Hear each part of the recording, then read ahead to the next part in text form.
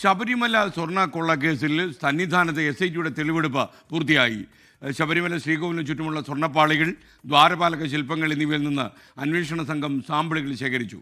ഓരോ പാളിയിൽ നിന്നും 3 സാമ്പിളുകളാണ് എടുത്തത്. സാമ്പിൾ ശാസ്ത്രീയ പരിശോധനയ്ക്കായി ജംഷഡ്പൂരിലേക്ക് അയക്കും. ഷിജോ കുര്യന് ശബരിമല സന്നിധാനത്ത് നിന്ന് ചേരും. Shijo, good morning. പറയൂ ഷിജോ.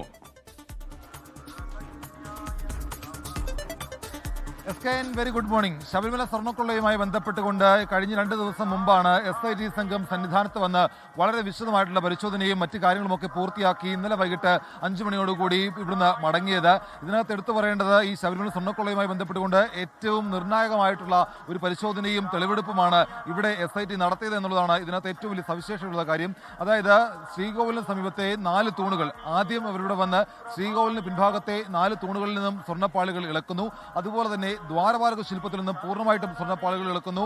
ശ്രീകോവിലിന് മുമ്പിലെ കട്ടിളപ്പാളിയിൽ നിന്നും സ്വർണ്ണപ്പാളികൾ ഇളക്കി മാറ്റിയതിനു ശേഷം അതിൽ നിന്ന് 4 സെന്റിമീറ്റർ മുറിച്ചെടുത്തുകൊണ്ടാണ് അവർ പരിശോധനയ്ക്ക് വേണ്ടിയിട്ട് കൊണ്ടുപോയിട്ടുള്ളത്. സാമ്പിൾ ശേഖരിച്ചിരിക്കുന്നത് 4 സെന്റിമീറ്ററാണ്. നേരത്തെ കഴിഞ്ഞ 2 തവണയും ഇവിടെ വന്ന് ഒരു പരിശോധന പൂർത്തിയാക്കി മടങ്ങിയപ്പോൾ ശേഖരിച്ച സാമ്പിളുകൾ താരതമ്യേന ചെറുതായിരുന്നു. പക്ഷേ അത് ശാസ്ത്രീയമായിട്ടുള്ള പരിശോധനയ്ക്ക് മതിയാകുന്നതായിരുന്നില്ല.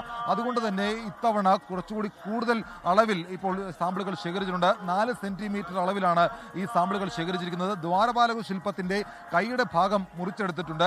അങ്ങനെ ഓരോ സ്വർണ്ണപ്പാളയിൽ നിന്നും 3 ഭാഗങ്ങൾ വീതമാണ് മുറിച്ചെടുത്തിരിക്കുന്നത്. ഇപ്പോൾ നിലവിൽ അംഗഭംഗം സംഭവിച്ചിട്ടുള്ള ഈ പറയുന്ന സ്വർണ്ണപ്പാളികളാണ് ശ്രീകോവിലിന് മുമ്പിലും പിന്നിലുമായിട്ടുള്ള ദ്വാരപാലക ശില്പത്തിലും അതുപോലെ തന്നെ കട്ടിളപ്പാളിയിലും മറ്റ് 4 തൂണുകളിലും സ്ഥാപിച്ചിരിക്കുന്നത്.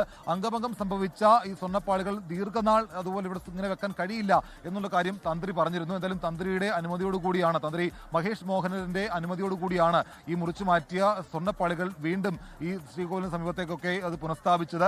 അത് എത്ര നാൾ അങ്ങനെ തുടരുമെന്നുള്ളതൊക്കെ ഇനി ദേവസ്വം ബോർഡ് തീരുമാനിക്കും. അത് ഇനി എന്ത് ചെയ്യണം എന്നുള്ളതൊക്കെ ദേവസ്വം ബോർഡ് കൃത്യമായിട്ടുള്ള കൂടിയാലോചനകൾ നടത്തിയായിരിക്കും തീരുമാനിക്കുക. നമുക്കിപ്പോൾ ഈ ദൃശ്യങ്ങളിൽ കാണാം.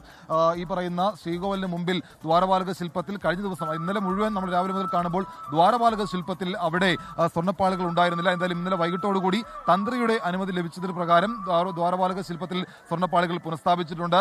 എന്തായാലും അതിനകത്ത് ഈ 4 വശത്തും ഈ 4 തൂണുകളിലും സ്വർണ്ണപ്പാളികൾ പുനഃസ്ഥാപിച്ചു. അങ്ങനെ ഇവിടുന്ന് കൃത്യമായിട്ട് 4 സെന്റിമീറ്റർ അളവിൽ സ്വർണ്ണപ്പാളികൾ എടുത്തിട്ടുണ്ട് പരിശോധനയ്ക്ക് വേണ്ടിയിട്ട്. അത് ഇവിടുന്ന് ജംഷഡ്പൂരിലേക്ക് കൊണ്ടുപോകും.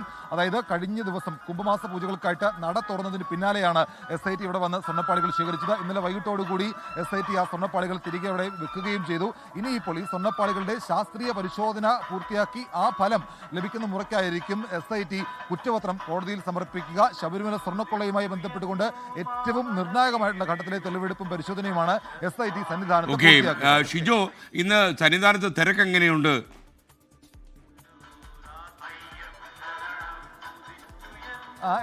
കുംഭമാസ പൂജകൾക്കായിട്ട് 2 ദിവസം മുമ്പാണ് ശബരിമല നട തുറന്നത്. ഇപ്പോൾ നമുക്ക് കാണാം ശബരിമല സന്നിധാനത്ത് വലിയ ഭക്തജന പ്രവാഹം കഴിഞ്ഞ 2 ദിവസങ്ങളെ അപേക്ഷിച്ച് ഇന്നുണ്ട് എന്നുള്ളത് നമുക്ക് ഈ ദൃശ്യങ്ങളിൽ തന്നെ കാണാം.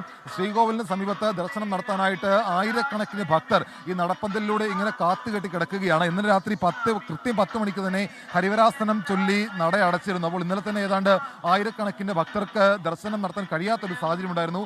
അവരടക്കമുള്ള ഭക്തർ ഇപ്പോൾ ഒന്ന് ദർശനം നടത്താൻ വേണ്ടി കാത്തിരിക്കുകയാണ്. ഇപ്പോൾ കഴിഞ്ഞ 2 ദിവസങ്ങളെ അപേക്ഷിച്ചുകൊണ്ട് സാധാരണ ഒരു മണ്ഡലകാലം എങ്ങനെയാണോ ആ മണ്ഡലകാലത്ത് സന്നിധാനത്ത് എങ്ങനെയാണോ തിരക്ക് അനുഭവപ്പെടുന്നത് ആ രീതിയിലുള്ള വലിയൊരു ഭക്തജനം പ്രവാഹം ഇന്നിപ്പോൾ സന്നിധാനത്തേക്കുണ്ട്. കഴിഞ്ഞ ദിവസം, അതായത് കഴിഞ്ഞ 2 ദിവസം മുമ്പ് നട തുറന്നപ്പോൾ അന്ന് 50,000 പേർക്കായിരുന്നു വെർച്വൽ ക്യൂ വഴി സൗകര്യം സൗകര്യമുണ്ടായിരുന്നത്. പിന്നീട് അത് 12-ാം തീയതി മുതൽ 17 വരെയാണ് കുംഭമാസ പൂജകൾക്കായിട്ട് നട തുറന്നു വെക്കുക. ആ 12-ാം തീയതി 50,000 പേര് ദർശനം നടത്തിയപ്പോൾ പിന്നീട് ദിവസങ്ങളിൽ വെർച്വൽ ക്യൂ ബുക്കിംഗ് 30,000 ആക്കി നിജപ്പെടുത്തിയിരുന്നു. എന്നാൽ ഇന്നിപ്പോൾ ഏതാണ്ട് 30,000-ത്തിലധികം ഭക്തർ ഇപ്പോൾ സന്നിധാനത്തുണ്ട് എന്നുള്ളതാണ് നമുക്ക് ഈ ദൃശ്യങ്ങൾ കാണുമ്പോൾ മനസ്സിലാകുന്നത്. കഴിഞ്ഞ പുലർച്ചെ 5 മണി മുതൽ തന്നെ ഇത്തരത്തിലുള്ള വലിയൊരു ക്യൂ ഉണ്ട്. ഇന്ത്യയുടെ വിവിധ സംസ്ഥാനങ്ങളിൽ നിന്നടക്കമുള്ള ഭക്തർ ഇവിടേക്ക് വന്നിട്ടുണ്ട്. കുഞ്ഞു മാളികപ്പുറവും ഒക്കെ ആയിട്ട് അവരുടെ മാതാപിതാക്കൾ ഈ പറയുന്ന അയ്യപ്പനെ ഒന്ന് കണ്ട് അവരുടെ ആഗ്രഹം പറയാൻ അല്ലെങ്കിൽ അയ്യപ്പനോട് പ്രാർത്ഥിക്കാൻ വേണ്ടിയിട്ട് ഇങ്ങനെ കാത്തിരിച്ച് കിടക്കുകയാണ്. എന്തായാലും മണിക്കൂറുകൾ നീണ്ടു നിൽക്കുന്ന ക്യൂ ആണ്. ഏതാണ്ട് ഇപ്പോൾ നിലവിൽ ഏതാണ്ട് ഒരു 30,000-ത്തിലധികം ഭക്തർ അയ്യപ്പ ദർശനം കാത്ത് ഇവിടെ ഉണ്ട് എന്നുള്ളത് നമുക്ക് ഈ ദൃശ്യങ്ങൾ കാണുമ്പോൾ മനസ്സിലാകുന്നത്. ഓക്കെ, നമുക്ക് ഒപ്പം ശബരിമല സന്നിധാനത്ത് ഷിജോ കുര്യനാണ്. ലോകത്തെവിടെയായാലും ഏത് സമയത്തും 24 വാർത്തകളും ഓഗ്മെന്റഡ് റിയാലിറ്റി പാക്കേജുകളും എക്സ്പ്ലെയിനറുകളും വിശദമായി കാണാൻ ഞങ്ങളുടെ യൂട്യൂബ് ചാനൽ നിങ്ങൾക്ക് സബ്സ്ക്രൈബ് ചെയ്യാം.